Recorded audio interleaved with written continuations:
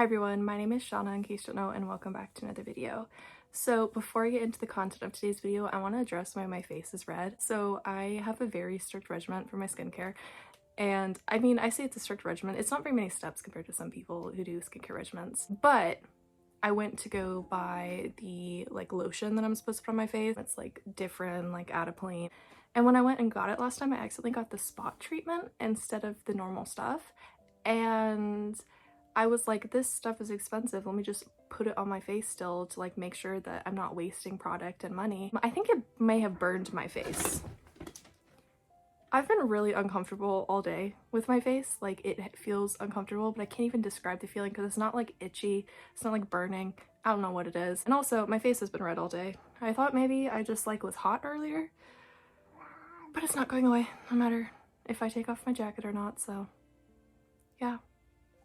Don't do what I did. But anyways, let's get on to the content of today's video. So today I'm going to be talking about my favorite books of 2024. I have 9 favorite books this year. So I had a few favorites at the beginning of the year, and then I went months with no 5-star reads besides rereads, and I don't count rereads for my favorite books of the year. And then I had in the last month 5 favorites. So it was very much concentrated at the beginning of the year and the end of the year when I got my favorites. So I'm mostly going in the order that I read them. However, I'm changing the order a tiny bit because I want the series where there's 2 books in the same series that made on my favorites list to be together. So I'm changing it just a little bit, the ordering, but it's fine. None of you care about that. You just want to hear about my favorite books. So let's get into this. My first favorite book of 2024 was the first book that I started the year off with, and that is Ruthless Vows by Rebecca Ross. This is the second book in the Letters of Enchantment series. So the first book was Divine Rivals. Divine Rivals was a 4-star read for me, but Ruthless Vows was a 5-star read. So Ruthless Vows took everything that I loved about Divine Rivals and just upped the ante. I made it so much more interesting and in-depth and emotional. I went through so many emotions while reading this book, and I think this is a great way to end the duology. So in case you don't know, the Letters of Enchantment series is about these 2 rivals at a newspaper company, and one of them ends up quitting her job and heading on to the war front. Now they have been exchanging letters, and the way they exchange letters is they each have a typewriter, and they discover that with these typewriters, if you type a letter and then you put it under any door, it will end up at the other person's doorstep. So they are both writing letters to each other, but they don't know who they are. And this book picks up right where Divine Rivals left off. I was a little worried about how this book would play out because of the way Divine Rivals left off. If you know, you know. But I really like the way that this book was done. I think it was so beautifully written, and I really want to read more by Rebecca Ross. I think I got one of her books. I don't remember which one I got. I'm trying to spot it on my bookshelf. I got Dreams Lie Beneath this year because I wanted to read more by Rebecca Ross because I absolutely love her books. So this one was the first favorite I have of the year.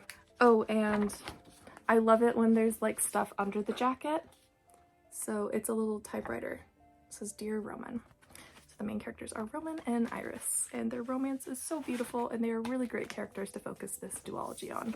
Then I finished the Demon Slayer series this year, and only one of the final ones that I had left to read made it onto my favorites list, and this one is Demon Slayer Volume 19. This is by Koyoharu Gotage. So I love Demon Slayer a lot. It is currently my favorite anime, and it's up there with my favorite manga. I think Sailor Moon is still my favorite. However, I love this one so much, and I can't wait for the final battle and everything with that final battle to be animated in the movies. I'm really curious where they're going to cut the movies to separate them because I feel like there isn't a good separation point, but I'm so excited for the movies, and I'm so excited to get a new one this year in 2025. So Demon Slayer, in case you don't know, follows this boy named Tanjiro, and Tanjiro comes home one day to find that his entire family has been murdered except for one of his sisters was turned into a demon. So he goes on an adventure to join the Demon Slayer Corps and to find a way to reverse the demon effect that happened with his sister and get his sister back into a human. There is such amazing characters in here. There is wonderful action. I honestly recommend this series to literally everyone. I know that it's not everyone's cup of tea. However, I think it's a series that everyone should at least try because I think if you like it, you're going to love it and you're gonna fall head over heels obsessed with it. I'm trying to think of the best way to describe Volume 19 so that you know what exactly Volume 19 is. So it does have to do with the final battle. So it's Duma's section and Upper Moon one. So yeah, a lot of heartbreak in here, but it was a really good volume. Then next up is another manga. Surprisingly, this one, I feel like none of the books can compare to the first volume in the series, so I don't think this one's gonna end up being like a favorite one in the series.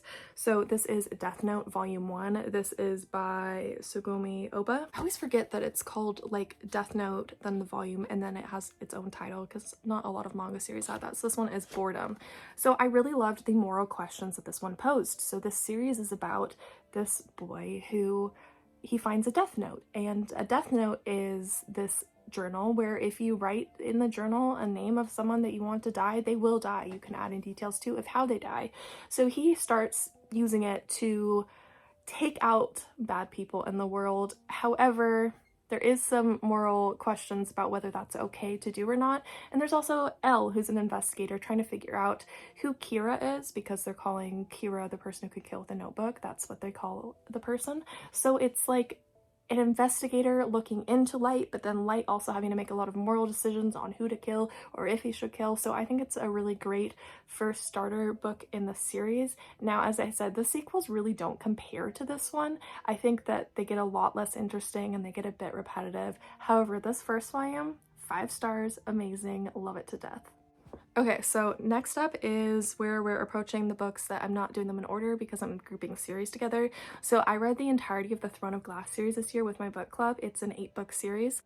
There's only one book that I didn't like in the series, and it was just like this collection of novellas, and it's there more with the intent of like giving background information, and I wasn't a huge fan of that. However, the rest of the series I really enjoyed. I think Throne of Glass is one of my favorite series now, and 2 of the 8 books were 5-star reads for me and made it onto this list. One of these is a lot chunkier than the other, and surprisingly when I was reading this one I was like, oh, that one's so big, and then I got this one and I was like, oh my god, what am I getting into? So the 2 books that made it on here were Queen of Shadows and Kingdom of Ash. They are both by Sarah J. Maas. So this is the 4th book in the series, or 5th if you count the Assassin's Blade, the novella book, as a number in the series, but I think it's technically considered 0.5.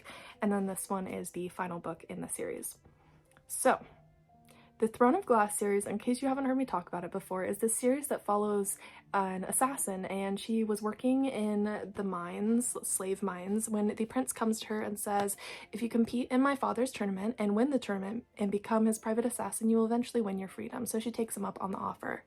Now, these ones have evolved so much from the first book. It is no longer following that plot. There is a lot more magic involved in here, and they just get so good. It's the side characters in the series that really make me love this series, because I don't honestly care about the main character very much and her romance. The side characters and their romances are beautiful, and I'm so obsessed with them. And yeah, as you can tell, I like this series since 2 of them made it onto my favorites list. And then another series, so these ones aren't in the order that I read them, and I got caught up on the Teen Titans graphic novel series by Cami Garcia and Gabrielle Piccolo. So I read all 5 of the books that are out so far. There were 2 that ended up on my favorites list. So the ones that ended up on my favorites list is Teen Titans Raven and Teen Titans Robin.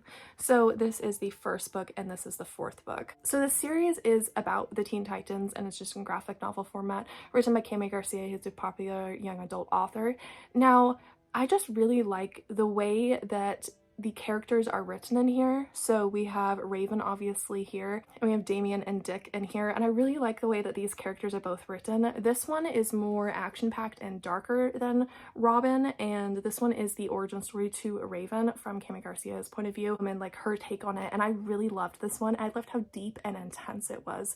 But I liked Robin for different reasons. Robin for me is a filler book, but it is so comforting, and I love just seeing the complexity of the relationship between these 2 brothers, and I love exploring the way that a father's decision can impact the boys, especially the decision to adopt someone. So I think that these are both great graphic novels. I really recommend this graphic novel series. These 2 are my favorite in the series. Raven is obviously my favorite. It's my absolute fave. It's probably my favorite graphic novel of all time, but this one is a close second. 2 more favorites left on here. So the final 2 on my favorites list are nonfiction, surprisingly. So starting off with Until I Meet My Husband. This is by Ryosuke Nanasaki. So this is the story of a guy who has the first gay marriage in Japan, and he becomes an gay activist, and it explores the hardships and the joys of his first relationships and discovering that he's queer. This one is super sweet. It has beautiful, beautiful artwork, and it was originally a memoir, but it was translated over to a manga, and I think the translation worked really well. I think the story just works so great in a manga format, so this one is amazing. I highly recommend it. I love it so much.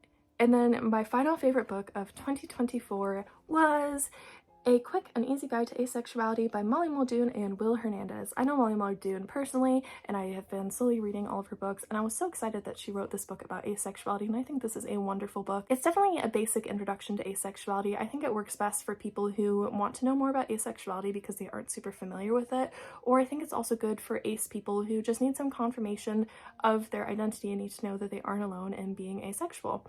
I love the way that this book explores asexuality and explores how asexuality doesn't look the same for each person. I think there's some great conversations that are started in this book. Obviously, if you know a ton about asexuality, a lot of this will just be a refresher for you. However, I just really like the way that it was done. And I really loved Will's exploration of their asexuality and sort of like how they found out that they were ace, because I really resonated with that based on my own personal experience with learning that I was ace. So those were all 8 books that made it onto my favorite books of 2024 list. I hope all of you enjoyed this video. If you did, feel free to give it a thumbs up and subscribe to me if you haven't already.